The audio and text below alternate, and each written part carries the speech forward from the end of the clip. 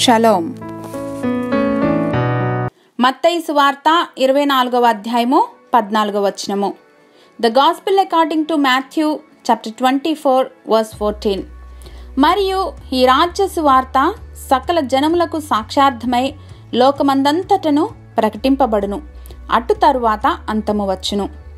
And this gospel of the kingdom will be preached in the whole world as a testimony to all nations, and then the end will come. ఈ మధ్యకాలంలో prosperity gospel అనేది ఎక్కువైపోయింది. అది తప్పని కాదు, కానీ సువార్త అంటే అది మాత్రమే కాదు కదా. పాపంలోనూ చీకటి గాఢాంధకారంలోనూ ఉన్న మా ఆత్మజ్యోతిని వెలుగులోనికి నడిపించు మహాప్రభు అని ఘోషిస్తున్న ఈ లోకంలోనికి దేవుడు తన ప్రియ కుమారుని పంపి శిలువ మరణ పునరుద్ధానముల ద్వారా చీకటి బ్రతుకుల్లో జీవమును నింపారు.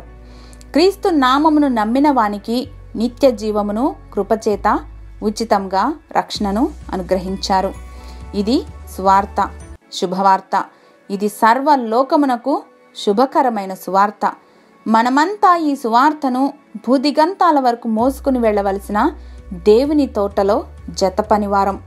సువార్త ప్రకటించుచు, సమాధానమును చాటించుచు, సువర్తమానమును ప్రకటించుచు, రక్షణ సమాచారము ప్రచురించు వాని పాదములు, నీ దేవుడు ఏలుచున్నాడని సియోనుతో చెప్పుచున్న వాని పాదములు పర్వతముల మీద ఎంతో సుందరములై ఉన్నాయని దేవుని వాక్యం జ్ఞాపకం చేస్తుంది. So let us all proclaim the good news that the Lord is coming soon. Be ready. హల్లెలూయా. దయామయుడైన మా తండ్రి, అంత్య దినములలో మేముండగా మా ఆశలు, మా ప్రణాళికలతో సమయంను వృధాపరచుకొనకుండా సువార్త సునాదము చేయగలిగిన యోధులుగా మమ్మను ప్రతి దినము ఆయత్తపరచమని యేసు నామంలో ప్రార్థించి పొందుకొని మా ప్రియ పరలోకపు తండ్రి. ఆమెన్.